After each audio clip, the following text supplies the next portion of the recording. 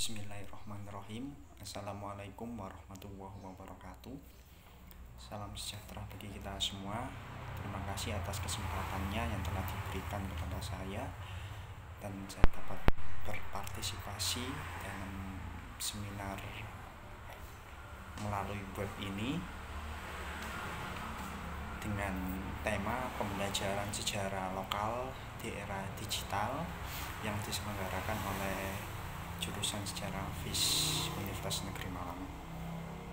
Dalam kesempatan ini, saya mengambil subtema tentang pengembangan materi pembelajaran secara lokal dengan fokus utama yaitu kajian terhadap lokal hero dalam pembelajaran sejarah. Mengapa saya mengambil kajian tentang lokal hero dalam pembelajaran sejarah? Tentunya ketika kita membahas tentang sejarah itu tidak akan ada habisnya. Bahkan ada istilah sejarah selalu aktual atau masa lalu selalu aktual. Dalam sejarah banyak hal yang akan kita dapatkan ketika kita mempelajarinya. Tentu nilai-nilai itu sangat berguna terutama untuk siswa ketika mereka mempelajari itu semua.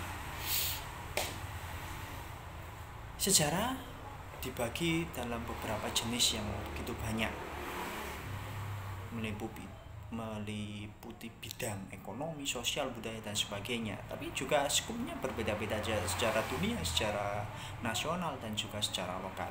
Sejarah lokal adalah sejarah mikro atau sejarah kecil, sejarah yang terjadi di suatu daerah dengan skup-skup tertentu. Setiap daerah memiliki sejarah lokal dan secara lokal kaya jika ingin dikaji gitu.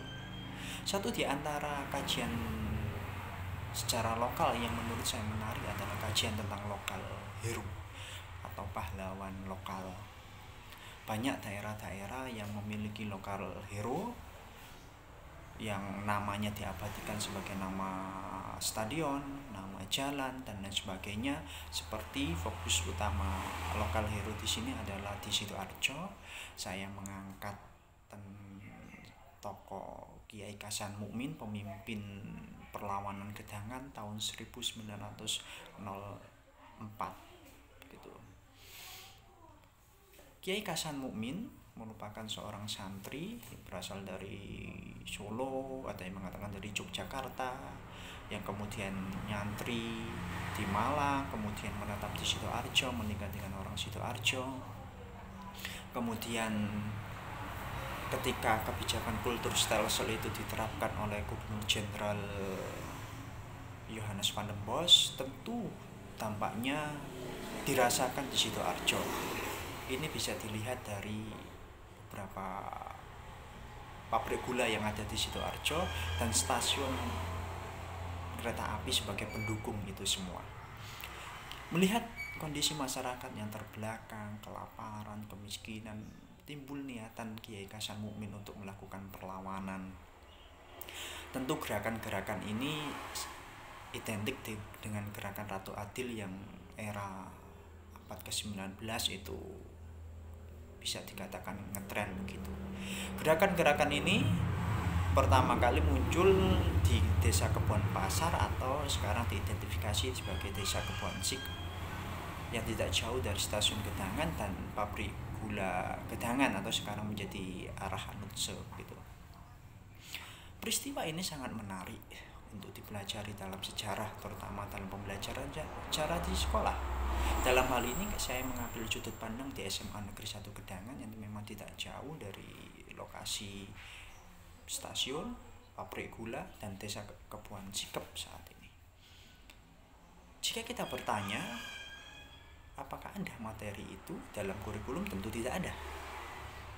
Maka dari itu sebagai guru sejarah kita harus kreatif untuk mengambil pemetaan kompetensi dasar yang mana yang dapat kita gunakan untuk memasukkan itu semua. Tentunya dengan kajian-kajian ini, pengembangan materi ini, tentu pembelajaran sejarah tidak akan bosan. Semakin memperkaya, akan berguna, terutama menggali potensi desa, potensi kepahlawanan lokal, akan mampu meningkatkan rasa nasionalisme siswa, terutama di daerah sekitar. Terima kasih. Assalamualaikum warahmatullahi wabarakatuh.